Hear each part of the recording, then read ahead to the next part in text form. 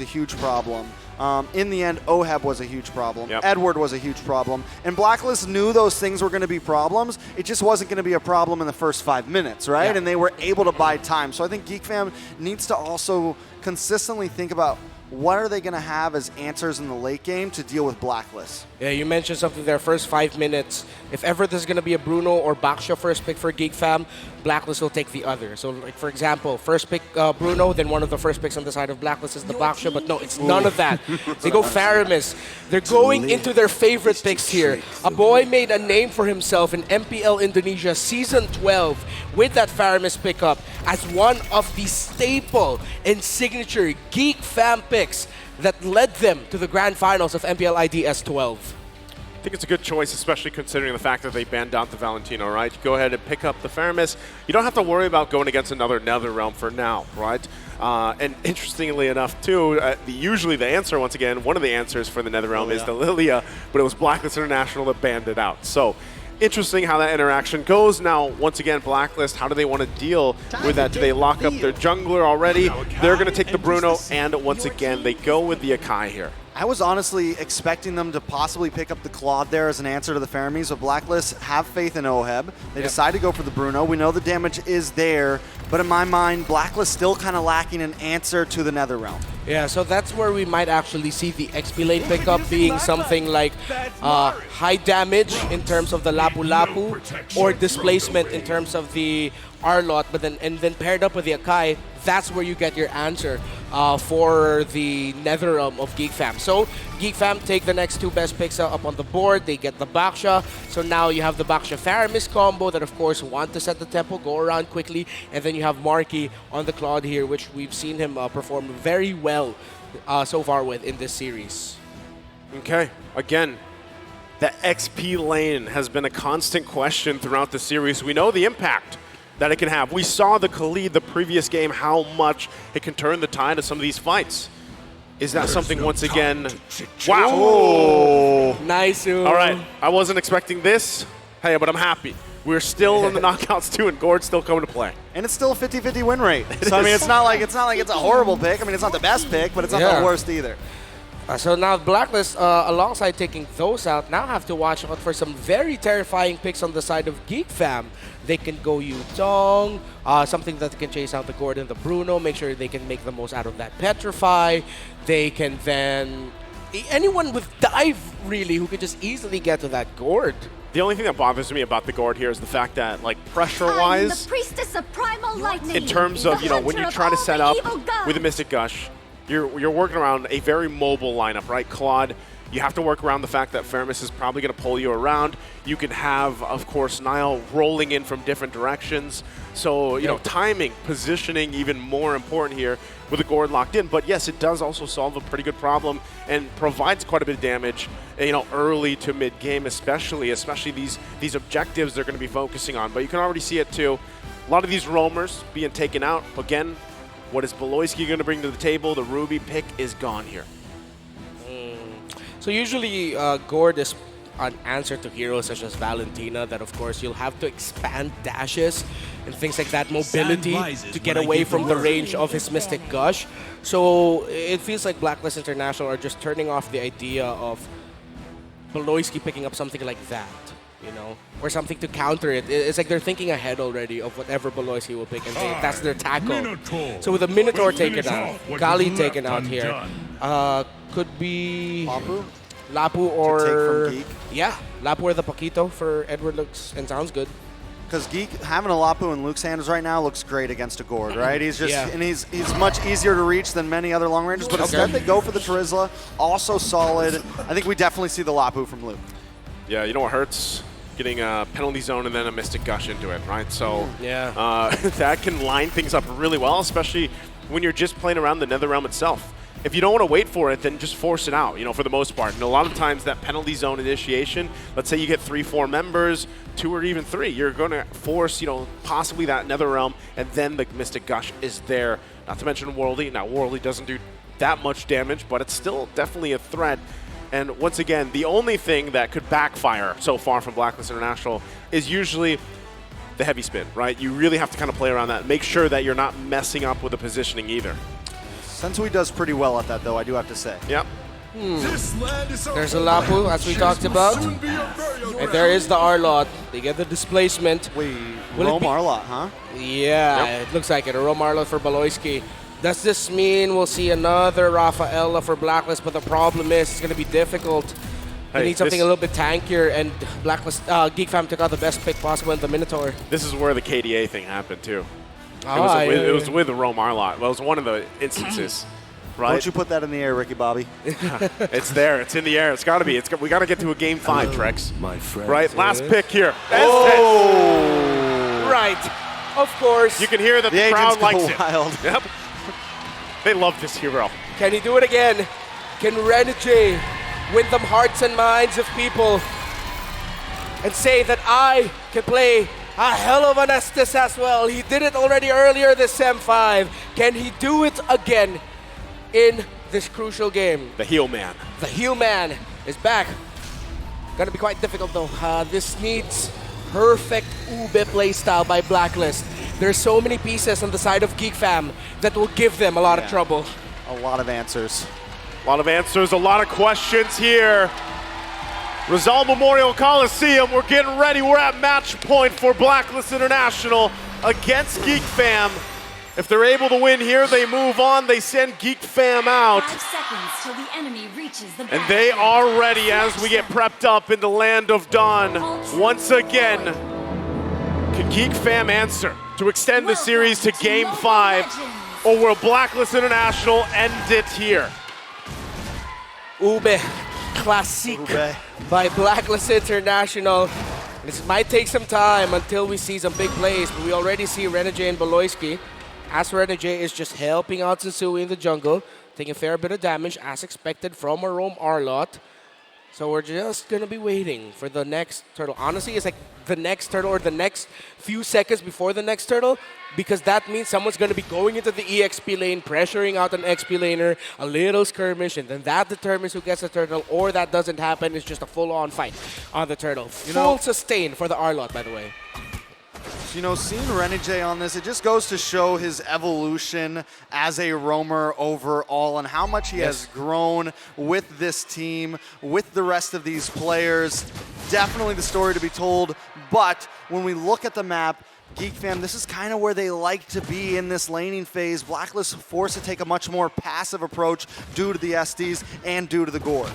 Yeah, I like the fact, too, that he plays with Quantum Charge, because it also allows a little bit of aggression, for the most part, on how you're trying to position this SS pick once again and really follow through on a lot of things. Even if it's just to catch, the members from GEEK Fam and slow them down a little bit, could work in their favor. Now, once again, you're working with a lot of just AoE pressure here. For them, for against GEEK Fam, and they have to kind of work around that. Now, the tools are there. We've seen them do it before, and even having, already exchanges. Baloyski, that's the thing. Ooh, the stun connects. Forced to use a flicker. Will be able to get away, but that will put Blacklist at an advantage for this first turtle. Yep, you and Edward helping each other clear lane. They want level 4s across the board. Aboy already level 4, Renegade. When he clears that mini wave, let's see if Hood 4 who'll get this first turtle. Game number 4. Oh boy, gonna try to keep Edward away. Nile keeping close to the turtle. Baloyski looking for a little bit of an engage into the backside loop there as well. Baloyski gonna make his mark, gonna try to come in, but Nile takes it. And now sends away Luke with the bravest fighter looking for Edward, but he's taking a face full of magic gush right now. But he finds it! Renegade goes down, and so does Sensui! GEEK Fam coming out on top. Right out of the gate, again, it's Luke. He is him right now. And GEEK Fam able to sniff out an opportunity. Again, the layering of abilities. When you're up against a heal comp that wants to stick together, you have a lot of displacement and crowd control. If you can time those together, you give a lot of difficulty for a lineup that Blacklist International drafted. And again, it's the same story so far in the first 3 minutes of this game compared to the previous game, wherein GEEK Fam acknowledged the strength of their lineup against Blacklist lineup. All right, not only because I'm a Gord stan here, but I'm really curious on the build path this time around for UA, right? Usually when we see Gord pop up throughout M5, we actually see some variation, some flexibility in that build that they approach the game, right? The fact that a lot of this, you're going to try to land those projectiles, get those little stuns out, of course, kind of work around that. And they're still going to be putting the pressure here once again, top side. All of this really allowing OHEB to farm up the best he can against Marky, who, as we've said throughout the series, has been quite the lane to be in, right? The duking it out against each other. Okay. Right. Ooh, good start. Ooh, nice pull back on a Sensui there. Luke brings out the bravest fighter, able to get right through that heavy spin.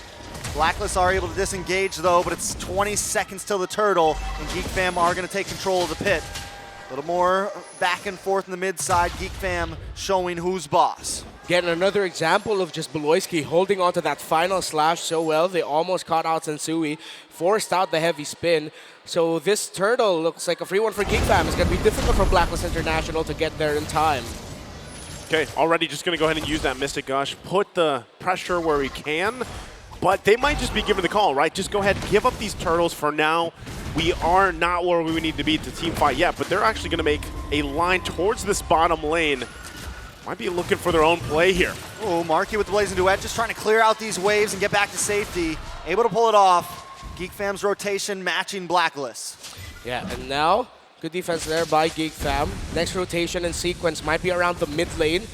Let's see if Blacklist will actually continue the... Oh, Edward! Thumbs up. Thumbs up. Approval. That was nasty, bro. That was oh, this is nasty. BLCK forced to use a flicker right before the fight comes with a final slash on a Sensui. He is going to get pinned against the wall. Able to dash back. OHEB takes the tower, and Blacklist walk away safely. That's all part of the plan, right? They got the turret. They made it work. Not to mention, once again, UA. He might not be getting kills right now on this Gord, but he's definitely putting pressure where he has to. Sometimes it's a flicker. Sometimes it's an ultimate. He's doing what he has to do. Again, it goes back to the idea that we posed in MPL Philippines Season 12 before, wherein we said that the Gord is sort of like a new age version of Eve. It's static, it's an ultimate that zones out, it's not a big box. But then with how US playing it, it's also playing it a little bit like a Farsa, committing the ultimate just to make sure you have an advantage in the tower dives, clearing the minion waves, zoning out. So, yes, as a Gord in these scenarios, you don't just hold into your ult, you make the most out of it every time with your team. Oh, final slash. Speaking of team, Geek trying to close in on Blacklist. They're unable to get the finish. Renegade comes in the nick of time. Okay, the heal's there, but they know it's not available anymore. Geek Fam might want to still put the pressure here under the turret, but it looks like they're going to go ahead and call it off. No point even for UA to get there already. Renegade doing quite a bit of healing. Marky gets checked here as well from Edward. They'll have to go back to lane. Turtle going to be up shortly. That's not going to connect though. Hunting right now. Renegade taking a little bit too much damage to the flicker from Luke. Oh! Takes two lives from Blacklist International. There's UA. Nothing he can do though. Yeah. Unfortunately, again, they stayed up there for quite a while. Yeah, great tower diving, great call by Geek Fam, not giving up on the play. Despite BLCK missing that final slash, Luke said, hey, I'm him, I got this. And he set that up for Geek Fam really well. Again, another patented tower dive, a thing that we see here in the Philippines, teams such as RSG Philippines, but it is an Indonesian playstyle working very well for them right now as they get the third and final turtle of this game. Yeah, another great call there from Niall, able to put the pressure on Sensui around the buff, gets the retry out and easily rotates to get the third turtle. Clean sweeping it right now for the turtles for a Geek Fam. That's what's given them a little bit of this edge to work around, right?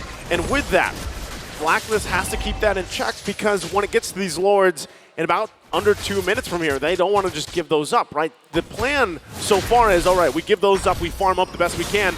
A top lane again. Oh, big final slash. Sensui going to get the double man pin on the two members. Luke taking a couple shots to the face, going to have to back off the worldie, bouncing between a boy and BLCK. Blacklist safe for today. Surprisingly enough, that it felt like that final slash actually put OHEB in a better position to be able to go away.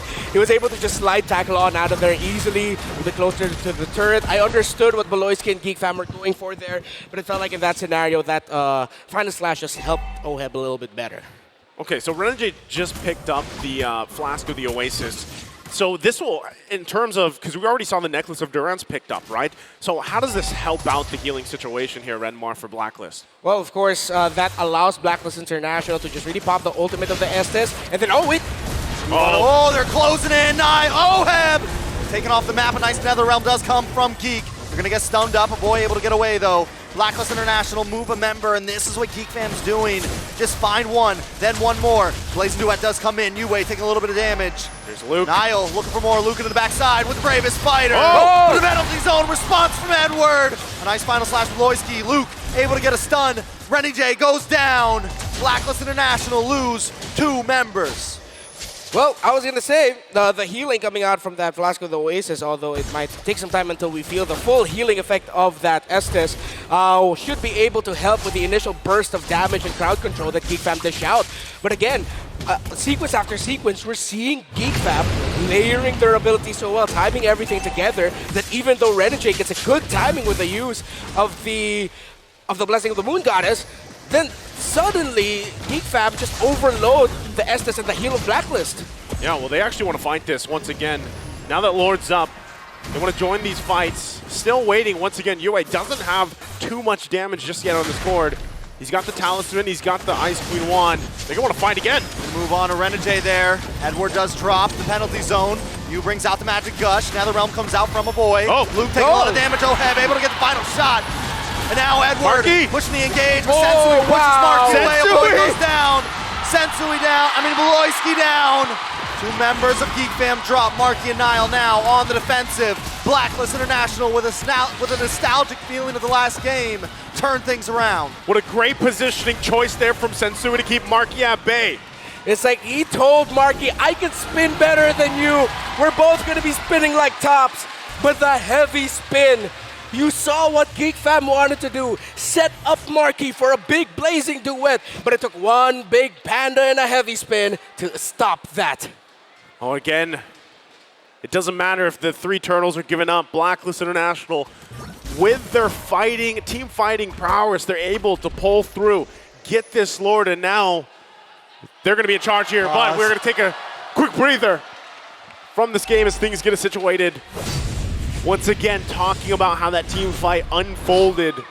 You saw exactly how it happened, right? Things fell into place. They fell into a certain part of the jungle. It was a choke point, but with the covering of that Mystic Gush, focusing on a boy, keeping a boy back, the Netherrealm was worked through.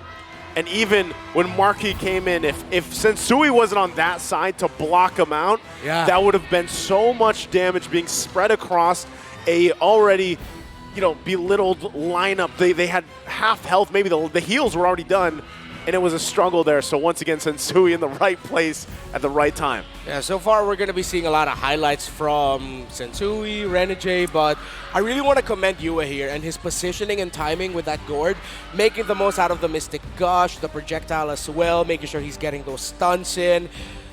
Dude, Yue right now is just absolutely shining on this gourd, and we really thought that he'd struggle here. He'd have a lot of trouble, but he's timing everything and standing in the right spots, and Blacklist are covering for him so well. And as we get a little bit further, I'm pretty sure the next item he'd go is probably the glowing wand. He's already got the Ice Queen, so next would typically be glowing. So as it gets further, that's where it starts to provide a little more damage, of course. He is a little more utility, trying to get those stuns off right now, but eventually it gets to a point where, he is pumping out, as I like to call it, the big dam. One of the important things to notice right here is Beloyski and Luke are heavily focused on the Renegade. Almost every time they engage, they're trying to single out Renegade, trying to get rid of that Estes, and then hopefully the rest of the team collapses. So that's one of the reasons why Yue has been able to just kind of sit there. He's not getting targeted that much. So what do? Do they switch it up? Do they go for Luke and try to get through the Blessing of the Moon Goddess? They're kind of in a little bit of a conundrum here. Yeah, it's not perfect standing for... Oh, wait, no, it is a perfect standing for Yue right now. Wow. So if this continues on, suddenly GEEK fam are just going to feel the problem of that gourd as we get a great look at our beautiful fans here in the South Memorial Coliseum. Sorry, I just needed to Are they the ones that shout, Yue? I think they are. Yue! I don't know if she's here in attendance today, but I think it's become a thing. It has been a thing. There we got the call. Thank you once again. We're going to be jumping into the game. Lord going down the bottom side. It's Blacklist on the play here. Once again, Nile going to go ahead and stop it there in that bottom side. Trying to clear up as fast as they can. Once again, economy-wise, it's pretty even. But right now with Blacklist International able to make their moves around the map, they're going to get some space advantage to work from. Now they're going to take the opposite lane, get as much as they can out of this push. One thing to note that, though, is Blacklist International still hasn't cracked into that mid lane at all. It is going to help GEEK Fam in some of these rotations. Look at Beloyski, too, just hanging out on the backside. He's waiting for a moment. He's waiting for the team to say, go. Waiting for that 4-5-man final slash. Yeah, a big one there. If UF falls down early, if that Gord falls down early in a team fight or a skirmish, it might actually be a big struggle for Blacklist International. They will have OHEB, but then that applies so much pressure onto Edward and Sensui to make the most out of their abilities, to create space, to buy time. So let's see if GEEK Fam can get the key target. Right now, it's Yue. Once Yue falls, it might be a little bit easier to actually take down the Bruno, to take down OHEB. Yep, you can already see it too, as we were talking about. Yue on this Gord. He's getting the items he needs now to lead up into the damage meters. Already, I believe, completing that glowing one as he did, working on the next. So depending on how he decides to build those last two items, if it's the Holy Crystal, if it's Divine Glaive even to pump out a little more damage, to put the pressure on NetherRealm alone, will be troublesome for GEEK Fam. So they want to make a decisive action already early on, right? Lord, 30 seconds away or so here, so nothing too much happening. Beloyski, if he somehow, some way, gets a final slash, even if it's just Yue before the next Lord, that is a huge advantage for that Lord dance. Comes Nile, looking for the engage here. They know Yue's over by the mid side. Could be a time to get some skills out. Lord's gonna be up in 15 seconds. Gold sitting at, I mean, an exact standstill. Never have these games been so close. Yeah. It could be up to anyone. Goes down again, similar to what happened in game number 2. One big play, one big moment. As they now go for the Lord dance, we have to watch how the middle minion waves are managed. If anyone will decide to force out or push that topside minion wave, someone on the opposing team has to answer. Nile pushes forward, finds the information where OHEB is at. That's going to call for a quick little reset by Blacklist. Now that they actually have shown OHEB or have seen OHEB, Blacklist can clear up that lane because they're not like trying to hide or anything. So now they're just going to settle around the Lord again. Watch the minion wave management. That's the biggest story here, top side and middle. This is one of the advantages as well, having a Gord. You can check the bushes with the projectiles, the injunctions, whichever way you want to have it. Concealed play going to come from GEEK Fam. Royski making his way in, looking for the final slash. Nile on the backside, locking on OHEB. Maybe get out of Blessing of the Moon Goddess. There it is. Penalty zone. The heavy spin. Nile and Luke in a little bit of trouble here, but Sensui gonna kind of push them the wrong way. Beloyski looking for the re-engage. Gets a final slash to the backside. Marky with a blazing duet. Locking on to 4 members. Gonna get knocked up. Marky forced to back off. Beloy taking a stun. A shot. Bang! A ball to the face, and he's down. GEEK Fam still trying to come back up. Boy will be up in about 3 seconds. Death counter not too high. Lord still on the field. We're going back and forth. Back and forth, but right now, Blacklist International in control of this Lord. They should be able to make quick work. Beloyski and Luke waiting patiently, though. Can they get it? Yue! Taken out. OHEB finds Beloyski. Luke looking for something, but not today. You will not survive. OHEB finds a kill, and the Lord goes down. It's a 3-for-0 trade. Blacklist taking it all. It feels like a recurring nightmare for Beloyski and Marky and the rest of GEEK Fam. Ube, an Estes, a mid lane they can't catch, a Filipino sniper with hella damage, and a Blacklist knocking at the door of their base, about to eliminate the miracle of Indonesia. All right, the boy brings out the NetherRealm. They're just trying to buy time at this point, but Edward able to take him out. Blacklist decide not to go for it because Marky and Beloyski are back up. They still have the Lord. Don't want to end it just yet. Lord coming down the top side, but enough time is bought. GEEK Fam may live to see a few more waves. GEEK Fam stays in it. They keep things under control. They have to get ready, though, for this defense. It's not over yet. Quick item check. Dreadnought already built up by that Baksha, the damage, Holy Crystal for that Faramis. I'd like to see a Divine Glaive rushed already onto there. It's Bloodlust Axe, actually, Radiant Armor, Dom Eyes, and the Fury Hammer for that Lapu Lapu. 5,000, close enough for a turnaround. But again, can they get to Yue? They can't reach him right now, can GEEK Fam. And that Gord is the problem. Can they find the solution? Ooh, Edward uses a penalty zone, does not connect onto anybody there. He does have time to try to get another one on Marky. Will be able to melt down this Lord, and Blacklist walk away. They're happy with the 2 turrets in the base. They still hold on to that one in the bottom side for GEEK Fam, but Blacklist getting in position, making their way with the next waves that will be pushing in. We could possibly see another force and interaction from Blacklist. GEEK Fam, once again, everything available. They have to be ready. Immortality's also going to be online here. Yep. They're making their way downtown, walking fast as Blacklist. Boy does take a stun. Nile trying to make his Boy way on the mountain. Looking for something. For the blessing of the moon goddess, and Luke finds a stun. Edward trying to respond, but the magic does come from Yue. Sensui able to get the pin on him. The immortality pops, but the boy keeps going. Nile there as well. The boy able to find Oheb. GEEK Fam coming out for the defense. But wait, Beloyski in trouble, gets another final slash. Can he dash away? He's buying time for his team though. Blacklist are hungry. 3 down, 1 down as well for Blacklist. A boy and Nile all alone against 4. Blacklist International know what's on the line here. GEEK Fam as well. A few cannon minions, another wave, but it's 20 seconds until the rest of the team is there. Blacklist International trying to get the finish. Edward able to make the pin onto a boy. Nile against 4, but another wave of minions is coming down the backside. GEEK Fam does have the defense. Blacklist trying to close it out. A dynasty may continue today. Blacklist International make it forward. The stadium erupts as Blacklist International continues on for the M5, taking out GEEK Fam. The clock strikes midnight on the Cinderella story of GEEK Fam. A tale as old as time. Another code broken. Blacklist remains standing.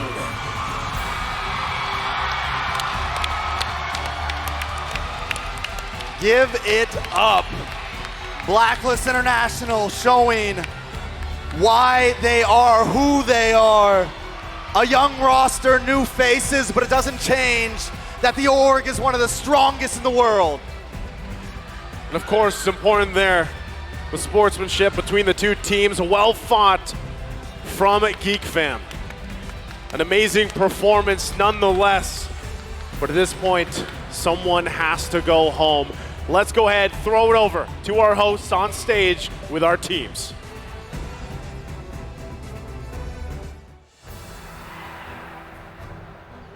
Wow! Blacklist International is now sharing a few words with GEEK Fam.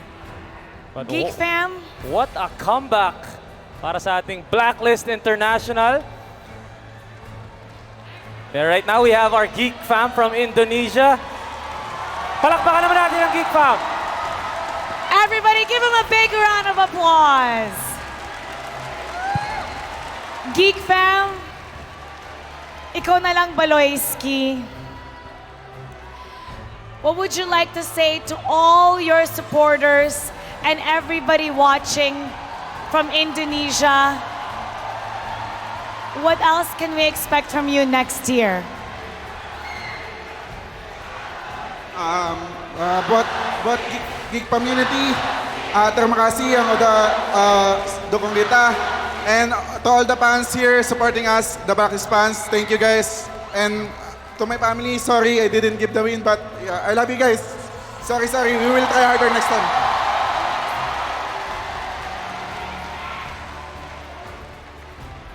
Maraming salamat po sa nanood sa amin, sa pamilya ko, tsaka sa girlfriend ko. Salamat po, pasensya na, babawi kami next season, mas gagalingan namin.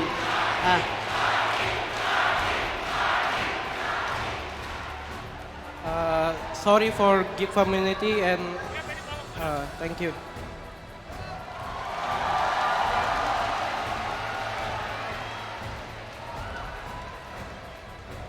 Thank you for the support and sorry for everything.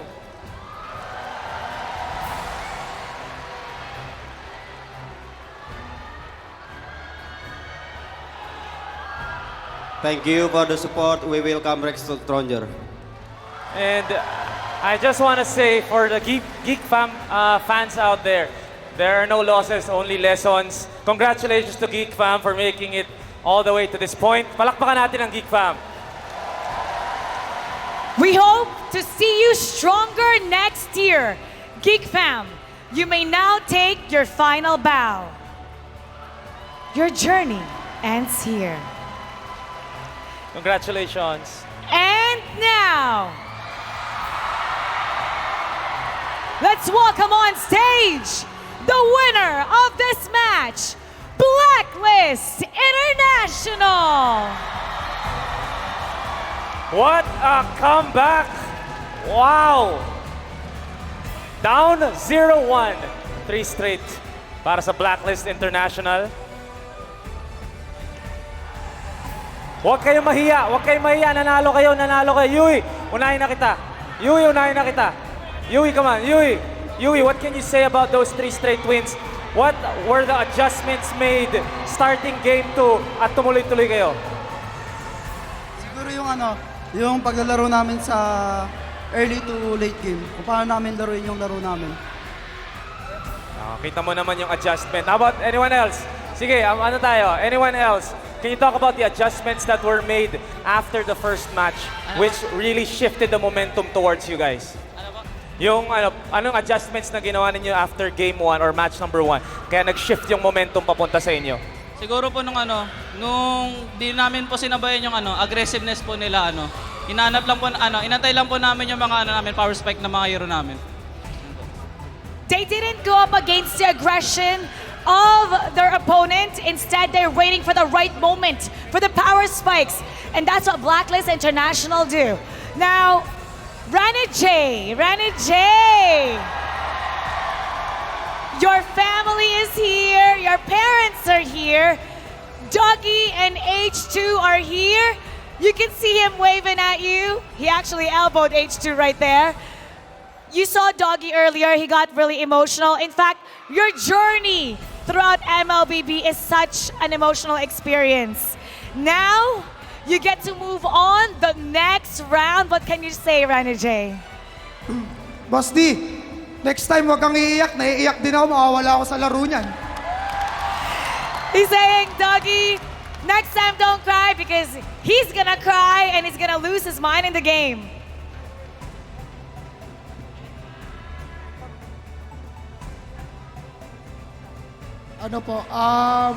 Sobrang thankful po kami lahat ngayon kasi simula nung pinaghirapan namin since MPL, lahat po worth it siya kasi unti-unti namin nakukuha yung namin, pangarap namin, malapit na kami and konti na lang. Yan. All their sacrifices that they've made in MPL, it's all worth it. And their dream is getting closer and closer. Malapit na! Oheb, ikaw naman, pwede nating tanungin. How do you stay composed? How do you stay composed after ng matches? You had to win that second match na importante para makuha niya yung momentum. How do you stay composed? And ano yung pinagsamahan niya? What does it mean to all of you na you go together and then lalaban kayo hanggang dulo? Mindset lang namin every game, parang every game kasi mindset namin game 1 lahat ng games. Reset lang. Parang game 1 lang ulit kahit matalo, manalo. Game 1 lang ulit next game. Reset kada game, mangyari. Manalo, matalo, reset lang talaga. Dun siguro kami nakakabawi. So they treat every game, they don't look at the scoreboard, they treat every game the same way. They start it the same way. And obviously, what a win. Ito naman, your brother Edward, hiding at the back. Nakatago. Edward! Nakatago si Edward. Edward! You have a lot of supporters here. Let's invite them to support you for your next match. And what do you want to say to everybody? Ayun. Maraming salamat sa pumunta kayan. Guys, bukas ulit. Note care. Tsaka shoutout nga pala sa tropa ko. Nasaan yung mga tropa ko dyan? Galing kasi ng Bataan eh. You have a lot of friends. Ayun! Shoutout sa inyo. He's saying this is all for his friends over there, thanking everybody who's supporting them, and come watch them again next time. All right, everybody, one more time, give it up for Blacklist International. You may now take your bow and take your walk of victory. We're gonna break that down for you, so we're gonna throw it over to our casters. Casters, pasok.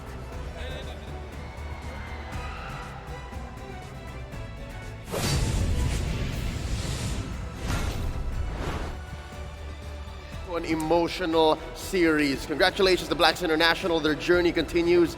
As for Geek Fam, GG well played. We look forward to seeing you bounce back stronger than ever. It's so amazing that Blacklist International were able to adapt and then completely take over the series. Game number 1, that dominant victory. Usually after a game like that, teams tend to take the slow route, right? Maybe they'll get better in game number 2 and then game number 3, then we'll see this level. But no, it clicked after game number 1, instantly to game number 2. Despite a few mistakes that they were able, Geek Fam were able to capitalize against Blacklist International, especially that 7-minute lane swap. It didn't really matter. Blacklist team fighting prowess shined through. We will see more of that in detail later on through the highlights. Something to note that was actually made real via that interview was the fact that Blacks International adjustment after game 1 was something that rang true and was made more efficient and effective because of the fact that they looked at each game as another game 1. It's just one game after another, and all the learnings from the previous one just made all the more sense. With that said, let's give out our MVP. The nod goes to none other than Blacklist's very own Renegade, the Hitman, of course. A marquee performance coming in, repping the Blacks International hero. Their skin from M3 is the Estes. He showed us one from the groups. Now, what do you like better, this performance or the last? This one for sure, because this was truly the Hitman's Estes, right? When we look at the Estes, especially for Blacklist International, we remember the Queen. But he truly has made this pick his own as well. That flicker, that risky gameplay on the Estes, utilizing the Blessing of the Moon Goddess all the way to the end. It is as Hitman as it gets, Leo, and we're definitely going to see it all played in again for this highlight. Yep, something to note, if you're loving the play style, the flicker, here's that that moment, that failed lane swap, as we would like to say. I like the Quantum Charge. I like how it keeps him on his toes, and it allows him to actually reposition, get the heals to where Blacklist needs it. And you can definitely see it from time to time again. That flicker really paid dividends towards Blacklist International. Renegade doesn't need the Purify. The Purify needs him. He's the man who's always positioning on point. And it's exactly as you mentioned it in game number 3, I believe, Leo. He's got the mind of a hitman on a healer. That's right. He's able to protect where it's needed, and he can sniff out these flanks. There was a moment here, if I'm not mistaken, around the Baloyski's flank later. 16-minute mark. Yes, no. Baloyski was setting it up way before. This is the payoff finally, but even with that, because of Renegade's positioning, because of how Renegade is able to keep everyone topped up, Baloyski's hero play was made null. Baloyski's hero play, as amazing as it was, Blacklist was able to clap back and overload the base. Finish at under 18 minutes. Something to note, Renegade decided to go flicker. It was scary, to be honest, because I'm thinking, Geek Fam super aggressive. No Purify? But he made it work because of, again, the mind of a hitman. And even to add more onto the mind of a hitman, he was the guy who actually assassinated Marky in towards that end, right? With the passive hit, Leo, he was able to find that final kill onto Marky, and that literally just was the nail in the coffin for Geek Fam. They were not able to defend from that. And now we're going to take a look at the emblems here. Anything that piques your interest, Leo? Something that I'm looking at is, dare I say, he might be the star player for any Lapu-Lapu in M5, Luke. This is the emblem set. Again, the penetration, the spell vamp. He's been doing this all series long, and it's given Oheb and Yue a tough time. But the fact that Renegade is there makes it all the more worth it. Yue was another key player for Blacklist, and as soon as they found him, it all crumbled, except for when Sensui was able to help them disengage. And this is where I have to give props again to the Hitman himself to go for agility and the Wilderness Blessing here on top of the QC. It gives him so much more maneuverability, and this is where we really get to understand why the Wilderness Blessing is so important to Blacklist International, a team who runs on neutral objective team fights, not on neutral objective control, which differs from the old Blacklist, right? Usually, you expect them to go for turtles, take the snowball route. This Blacklist can come back with one big team fight, and it's all facilitated through the maneuverability. They're able to force decisive initiations, but also fall back when it matters most. And that's done through not winning these objectives, because again, if you'll notice, the first 9 minutes, it was all GEEK fam. They were sitting at 4-0 with a solid gold lead, but this Blacklist, again, from Game 2 onwards till they finished in Game 4, they were looking at the economy. They were masters of economy. Not only are they able to force out longer games against GEEK fam, who, if GEEK fam had their way, they would be done in 10 minutes. Blacklist International are able to hold it down, pace themselves, and then build up to these items. These items that you put on OHEB, that you put on Yue, are key to stopping this super aggressive lineup. And there was a moment as well where Sensui just used a heavy spin to stop Marky from getting to the Prio members, and that is literally what Leo was just saying, right? The fact that Blacklist International here, they lost in the early game in all 3 of the games that they actually won in the sweep, technically. It didn't really matter because they were able to always come back from it in these team fights. The ADP in combination with their phenomenal team fighting skills gave them the best route possible to beat a team like GEEK fam. Yep, looking at our carry here, of course, a boy. If you're looking at a lineup that's always going Ube as early as possible, you can expect those Burst Bursters to deal damage. And then from there, you have the rich guy on OHEB. As soon as Blacklist International took control, they're able to just keep putting farm on this Bruno, and the rest is history, man. Look at this. Teamfight participation, because of that patch that recently counted heals as KP, Renegade was there all the way. 139,000 total healing coming in from Renegade. This goes to show you that not only is it a big number, obviously, but he was free in almost every single one of these team fights. That's why he's able to dish out so much healing for the rest of the team to sustain back up for the team to look for that win. It was super risky that they went for a Gord and a Bruno. Didn't matter though, as long as you have someone in the back constantly babysitting you and giving you the right amount of sustain, a risky comp turns to a very safe comp. Yep, it's a glass cannon comp, because look, there's only an asterisk amount of peel. Check it out, Edward is your only real frontliner given the BOS, the body of Smith. But that aside, everyone else is a softie. So with that, you have your glass cannons in the Gord and the Bruno. You wrap it in a nice bubble wrap that is the Estes. So that's what made this lineup work. I think you just nailed it there. The bubble wrap, everything. It was just perfect for the side of Blacklist International for this draft especially. We were thinking about the final pick being maybe, oh, the Diggy could work here, but we completely forgot the signature Blacklist pick. That Estes turned out to be the best pick they could look for in that moment, not only for the game, but for the fans as well. Yep, and not to mention one more bit about GEEK fam's lineup.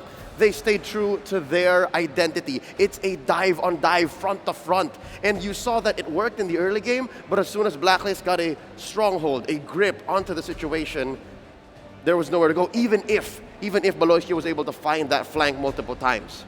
The off angles, the off tempo, countered by what stayed true, the pillar for Blacklist International. There was a lot of chaos, but in the end, order was found by Blacklist, and that's what literally happened in the game. And I feel like, again, that's what makes Blacklist really, really scary. The fact that they can lose out on these early game skirmishes, give out neutral objectives, and even sometimes make very big mistakes in the laning phase. If they can all count on that team fighting, and if it gets them wins, then it's a W. You can change the names, you can change the positions, you can change the metagame, but the Ube stands strong. Whoever Blacklist International faces in their journey throughout the lower bracket has to watch this series very closely. And who that is will be decided in the next match. I can't wait. Another elimination. Mirko, it's bittersweet, but I'm expecting that one to go all the way. There's Volt and see you soon. There's no other way for it to go than all the way, Leo. Let's be honest here. We want to see